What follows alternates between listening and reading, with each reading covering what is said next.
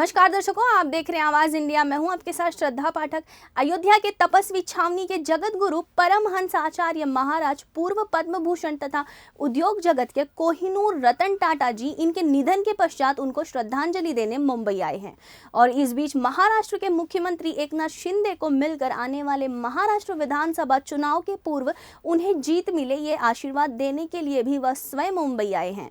अयोध्या के इस संत के मुंबई दौरे का एक्सक्लूसिव चर्चा हमारे संवाददाता विनोद कामले ने की है। नमस्कार, मैं विनोद कामले, आवाज इंडिया चैनल में आपका सभी का स्वागत है। हमारे साथ में अयोध्या के तपस्वी महाराज आए हैं, उनका मुंबई में आगमन हो चुका है। क्या बताएंगे आप मुंबई आने का प्रयोजन क्या है, और आज आपने आप श्रद्धांजलि भी अर्पण की रतन टाटा जी को।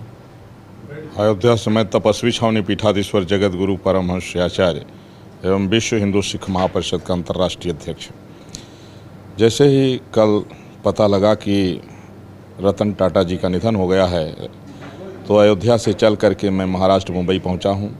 आज प्रेस क्लब मुंबई में रतन टाटा जी को हमने वैदिक विधि से शांति पाठ करके हमने श्रद्धांजलि अर्पित किया है। रतन टाटा जी का जो व्यक्तित्व रहा वह एक आदर्श रहा है।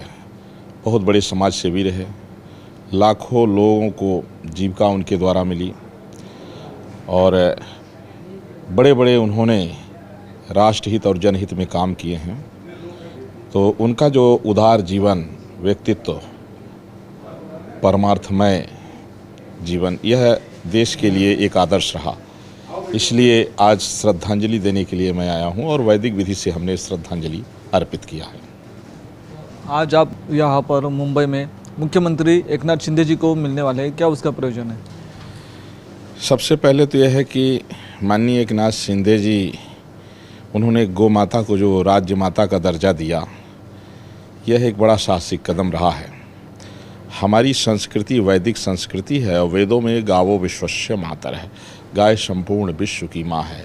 तो गोवंश की रक्षा के लिए इस समय आवश्यक है कि जिस तरह से शिंदे जी ने किया, इसी तरह से सभी मुख्यमंत्री राज्य माता घोषित करें, और सेंट्रल गवर्नमेंट राष्ट्र माता घोषित करे। गो हत्या पर पूर्ण प्रतिबंध लगे, गाय की समुचित व्यवस्था की जाए, ग्राम स्तर मोहल्ला स्तर पर जो है गौशालाएं स्थापित हो, गोरक्षक स्थापित हों, और गाय की चिकित्सा के लिए भी जो है तो पशु चिकित्सक जगह जगह जो है तो हों, क्योंकि गाय बचेगी तभी हमारी संस्कृति बचेगी। कोई भी राष्ट्र अपनी संस्कृति को खो करके शांति को प्राप्त नहीं कर सकता है। और दूसरा ये भी है कि एक सुझाव भी आज मुझे देना है उनको, कि आतंकवादी औरंगजेब की कब्र को वहाँ से हटा करके वहाँ सुलभ शौचालय बना दिया जाए, क्योंकि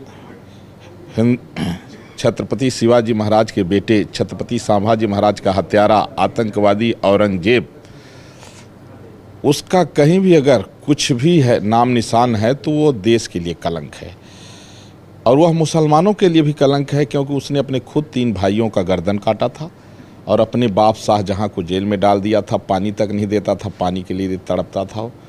शाहजहां ने खुद कहा कि धन्य है सनातनी जो मरने के बाद अपने पितरों को जल देते हैं। तो इसलिए औरंगजेब की जो विचारधारा है वो पूरे विश्व के लिए खतरनाक है। तो इससे जो है एक अच्छा मैसेज जाएगा कि अमानवीय विचारधारा का कोई भी होगा, कोई भी समाज उसको बर्दाश्त नहीं करेगा।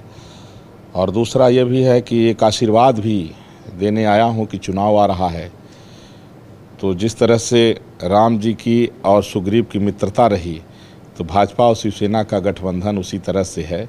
तो जनता का आशीर्वाद और ज़्यादा मिले, हम संतों का आशीर्वाद है, और फिर से शिंदे जी मुख्यमंत्री बने और देवेंद्र फडणवीस जी डिप्टी सीएम बने।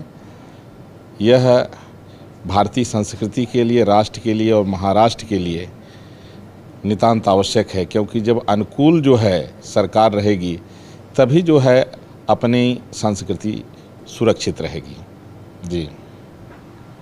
जी हाँ, संस्कृति तभी जीवित रहेगी जब तक हम उसकी रक्षा नहीं करेंगे, ऐसा दावा तपस्वी महाराज अयोध्या इन्होंने कहा है। मैं विनोद कामले, वीडियो जर्नलिस्ट सिद्धांत ओबले साथ आवाज इंडिया मुंबई।